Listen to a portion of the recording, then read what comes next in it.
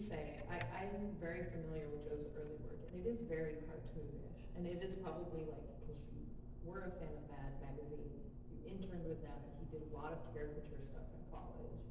And so maybe they saw that and was like, this guy's great at cartoony Yes. stuff, right? Right. And so that was like your first gigs were all along that line. They were. It was like a hurdle for me. And not that there's anything wrong with that. If that's what you want to do, that's wonderful. But I was trying to get into like mainstream superhero comics, and I wanted to do either interiors or covers, and it was like whichever came first or both or whatever.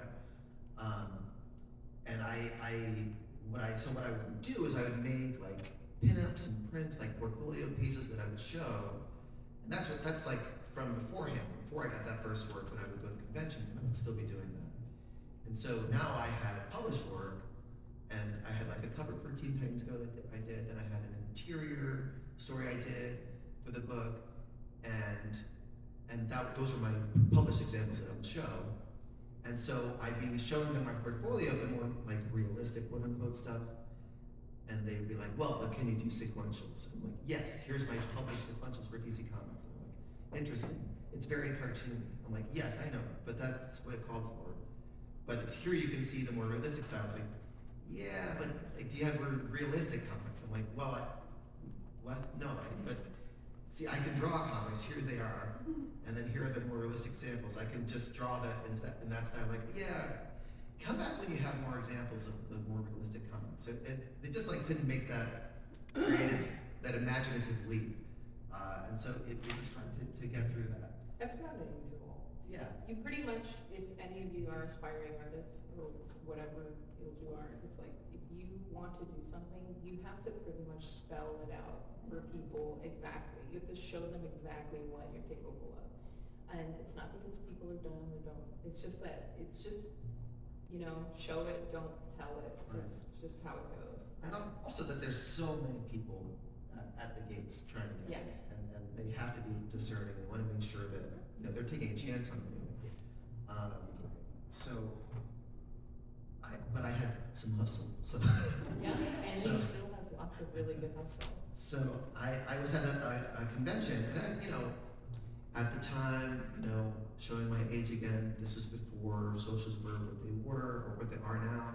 So there was no Twitter, there's no Insta, there's no Tumblr. At the time, it was like live journals and blog spots. GeoCities, DeviantArt, and that's what I had to work with. But I was very active in those circles, and people were seeing my work, and people were discovering me that way. That would then find me at shows and be like, hey, I really like your stuff. Hey, do you want to do this? Do you want to do that? And I happened to be at a show in Portland, Oregon, and Kirby came, who's a big time writer. Sure, you guys know that name. And he came by and he's like, "Hey, I'm Kirby. I'm a writer." Yeah. And I was wondering if you'd want to work together on something. And he actually had a different thing in mind. He wanted me to help adapt an old Jack Kirby Silver Star series that had already been drawn by another artist, and he wanted me to ink and color it. And I was like, well, I'm not against it. Maybe it's not exactly what I want to do. Ink and color, not penciled. Not penciled. Yeah, already penciled. But he liked that he could see that I could do penciling, inking, and color from my online work. And so he was like, maybe you can do this for me. And I had a month before, my work at DC had dried up because I had done the Teen Titans thing. I had done an interior for Teen Titans, and then the book ended because they closed their Johnny DC office, which was like their kids line. And so that was over now, and then they didn't have like something for me right away, and I did the same thing. I was like, hey Mark, I'm gonna be in New York this weekend. I was wondering if you wanted to get lunch, and he was like, yeah, sure, yeah, sounds good. And I did. I came by for lunch, and he was like, took me to lunch, went back to his office, and he was like, I gotta be honest, I'm really sorry, I don't have anything for you right now. I was like, oh, sorry, I was really bummed out. But he was like, well, I'll keep an eye out for you. Like, I really do like your work. I think you're great.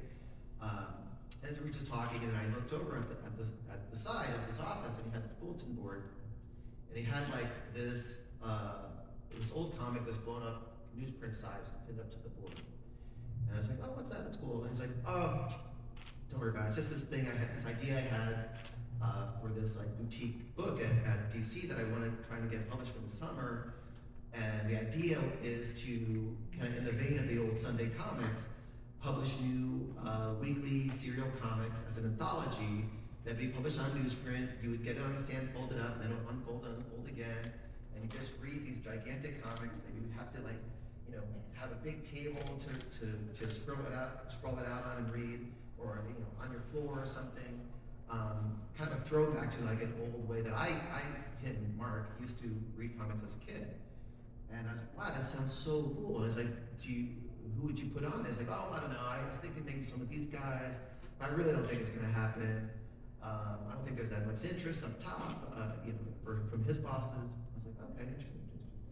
And then when I met Kurt, he brought up that project. I was like, well, actually, you know, I was talking with Mark Giroux, and he's putting together this book, and I described the book to him. It's like, and he's looking for creative teams on it. So I'm wondering if, you know, would you want to do that with me? He was like, wow, that sounds really cool. Yeah, I'd love to do that. And so I was like, awesome, okay, follow that away. And then go home, I write an email to Mark. I was like, hey, I happened to meet Kurt Cusick this weekend. And he said he really wants to work together with me on a book, and I mentioned the Sunday comics thing you were talking about, and you know, just keep us in mind. We'd really love to do something for it. And he's like, oh, okay. And it worked. It worked. So that ended up being Wednesday Comics. If anyone knows what that is, it's worth looking up. Yeah, it's great. Yeah, it's a fun book. It's a bunch of different creative teams. Mike Allred did a book, did a story. Ryan Sook. A bunch of industry giants and me. You know? I was like the one newbie in the crew. Everyone else is like a well-known big-time artist. But that ended up being my big entry into comics, because then I really proved that I could do it. And you know, I had a part-time job. I was teaching at the time. And you know, just kind of taking freelance gigs where I could, and then once I did Wednesday Comics, my inbox blew up, and I kind of haven't been, you know, wanting for work since then. Thankfully, knock on wood. But yeah. Nice. So let's take a minute to look at what you have drawn so far. So this is like the early stages of a typical sketch, maybe like a commission, right? So you're putting in the pencils. So let's talk about your process for a little bit. So maybe let's talk about your process with Batman '89, since that's the more recent piece of work that everyone's very excited about. So you have always wanted to do this. You're a big fan of Batman, Tim Burton Batman. I don't know if you guys know this. He literally owns the cowl, and he is dressed up as Batman himself. So what was it like when you have this project now, and you as the artist, you are gonna get this script? How do you start? Wait, how do I start? Just my process? They knock on your door and they say, hey, it's me, Sam Ham. We're working on this book now. Get to work. Which is great. Well, I mean, Batman '89 is another project that I'm on it, I think, because I tried to orchestrate it.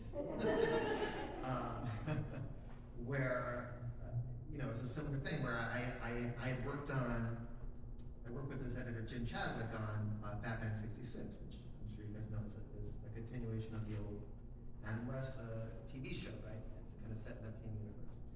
And so I did an issue for that, and it was really fun. We had the Joker in it.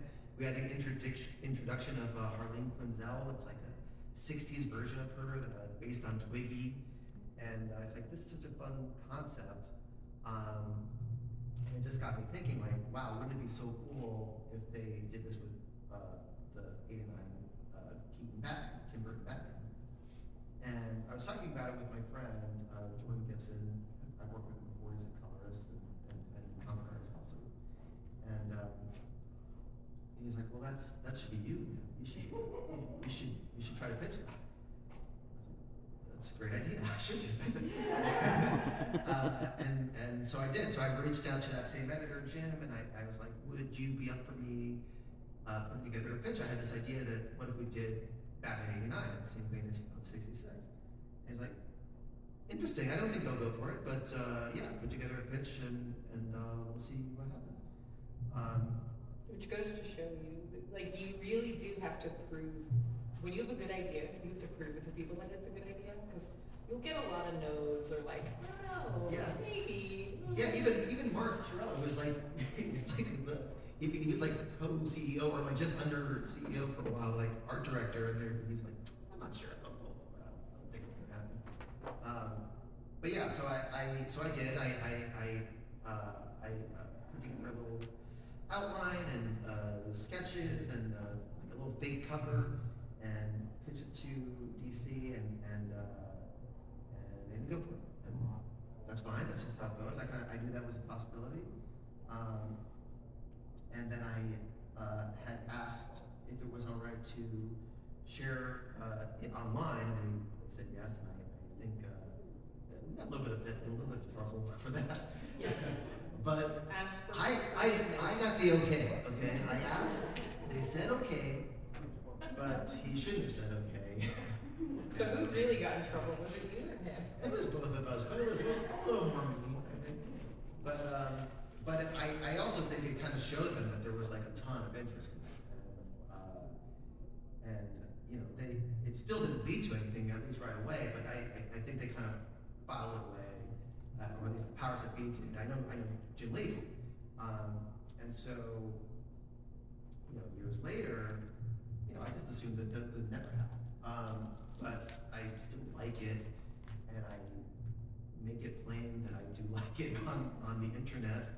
And I've done like commissions and little pinups just for myself, and so I guess over time I've sort of like inceptioned myself into people's minds to remember me that I'm this guy that is enthusiastic about this.